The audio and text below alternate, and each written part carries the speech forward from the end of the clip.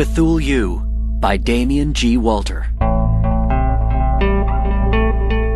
When I first heard about Cthul-you, I was skeptical to say the least. Like most people, I thought anything that promised so much had to be bogus.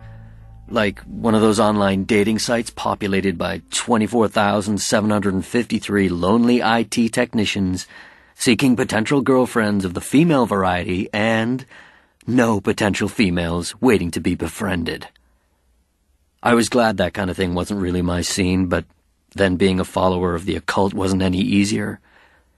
So when the email that would ultimately lead me to my Dark Lord and Master appeared in my inbox, you can be sure I had my reservations. Sometimes in life, it's the way you stumble into things that makes them special. A friend told me about some other friend who swore they could forward me some email with a link in that would take me to the only site of its type on the net. From the get-go, the site strikes me as interesting. Usually the photos of animal sacrifice are obvious fakes, but not here. And you could tell that the guy advertising for a demonic soulmate was displaying real horns, not the joke shop variety. All the pics here were real original. And they got me real excited. So I signed up.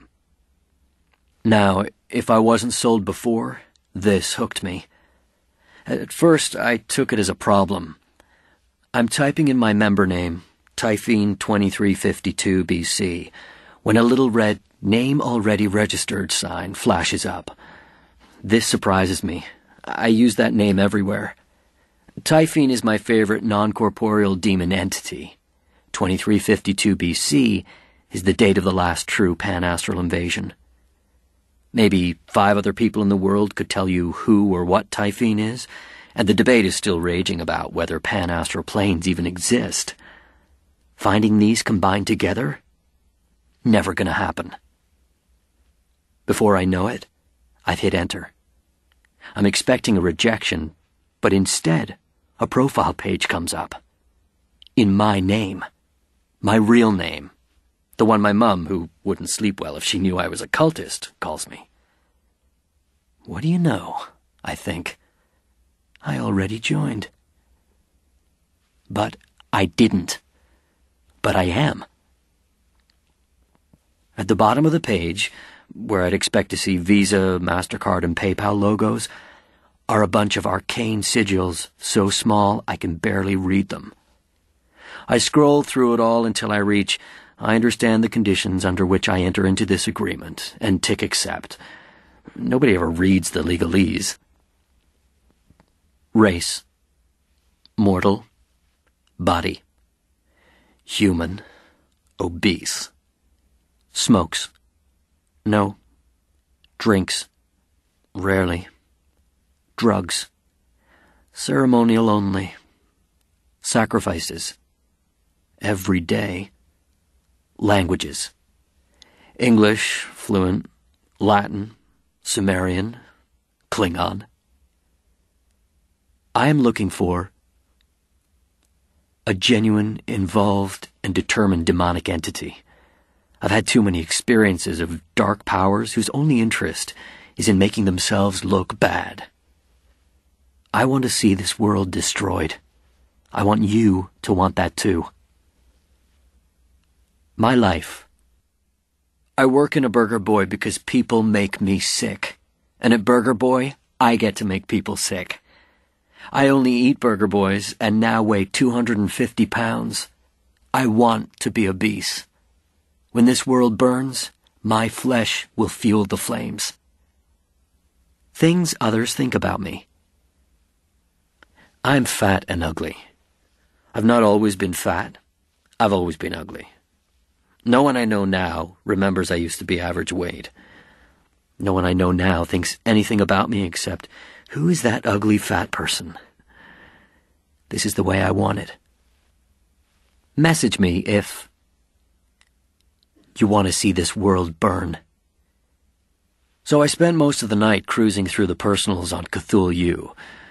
I like to have checked out every option before I make a decision, And if that's the case with retail purchases, then it's twice the case when I'm selecting a new Dark Lord to obey.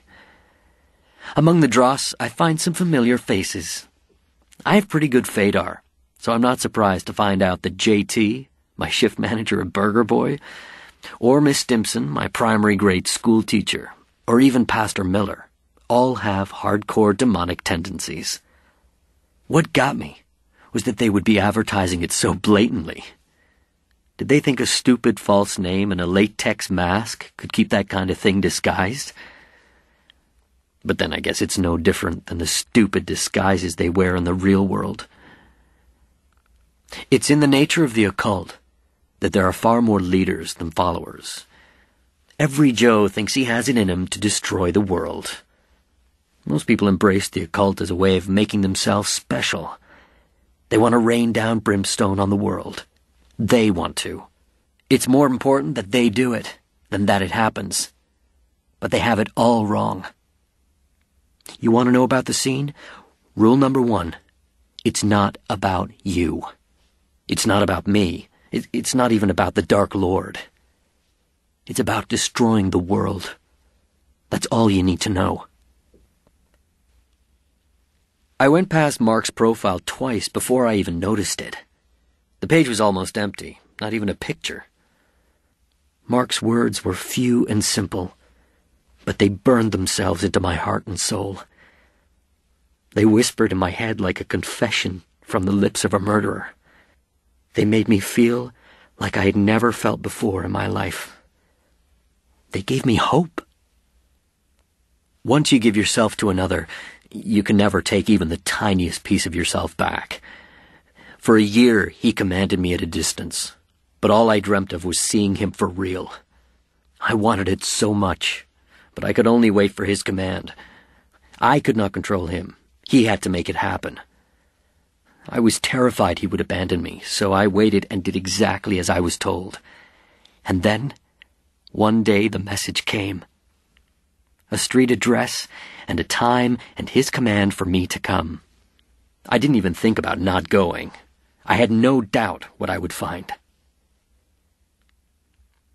I'm at the door, and it's not like I have any questions. It's not like I'm getting suspicious, but the door is wrong. It's no different to any other door on the street, but then this isn't just any street. I would have to call it an avenue, maybe even a boulevard. I guess I didn't picture Mark living somewhere like this. A castle, maybe, at the top of a mountain, or even an MTV celebrity crib. But not this place. It's just so suburban. The lady who comes to the door is pure wasp. From her twin set in pearls to her blonde curled hair with the permatan skin and red lipstick smile. But not at all sexual, like she has all of the signs of, but none of the threat. "Mark?" she says as the red lips smile in greeting. "Why, yes. Who should I say is calling?" Is this the maid or something? Beneath her pleasant demeanor, I can see the look of disgust that flickers past her eyes as she beckons me through the door. At 250 pounds, I was vast. Now at 300, I'm a monster. Add to that my permanently attached Burger Boy uniform, and I must stink like one. We go through to what a realtor would describe as a spacious living room, with the kind of shiny hardwood floor people get careers as divorce attorneys so they can afford. It's toasty warm inside, like a shopping mall, only with air that hasn't been breathed 20 times before. There's a log fire crackling in the hearth. In front of the fire stands this guy with his back to me. He's tall and slender like an athlete, dressed in beige slacks and a jersey so expensive it shows no brands. He flashes me a smile of ice-white teeth and a haircut I've only ever seen before on network news anchormen. "Hi, I'm Mark's father." Oh boy. "And you must be a friend of Mark's?" "Kind of, Mr. Mark's dad. I'm Mark's first true follower. I owe everything to Mark. If I were a sentence, I'd be on Mark's lips. If I were a weapon, I'd be in Mark's hand. I can and will kill on Mark's command. Yes, I say.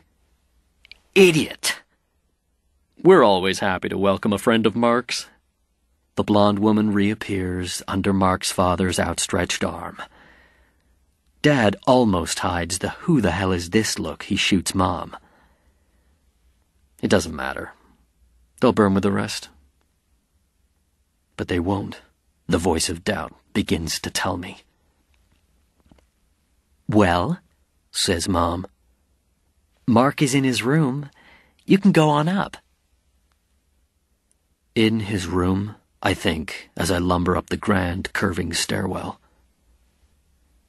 Mark is playing Xbox when I first see him. He doesn't even look at me where I stand, my bulk filling the door to his room. He just sits on the edge of his bed, fixating on a 72-inch widescreen TV as his thumbs manipulate the controller. On the wall is a huge Yu-Gi-Oh poster. I didn't even know they made them that big.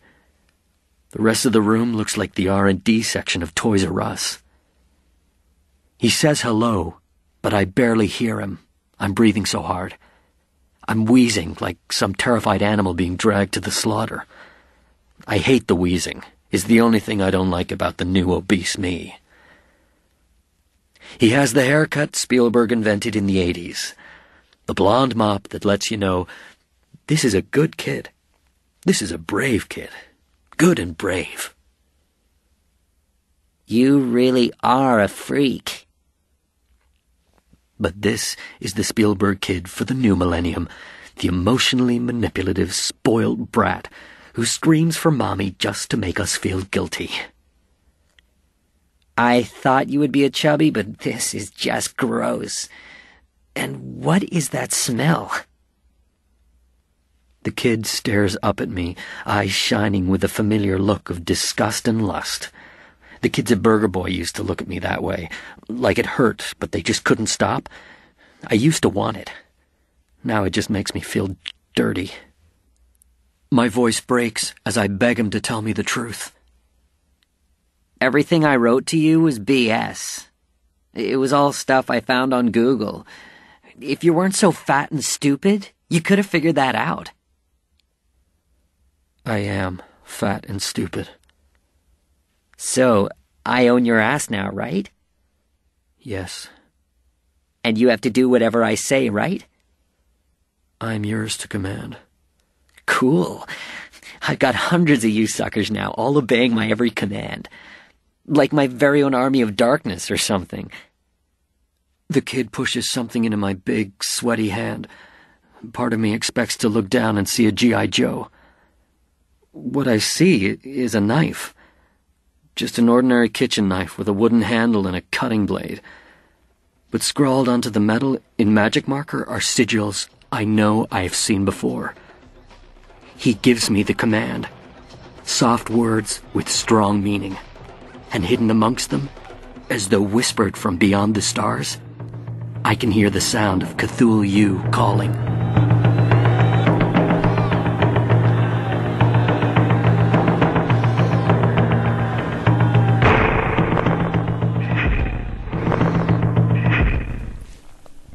cthul-you by Damien G. Walter was read by Adam Sims. The producer was Gemma Jenkins.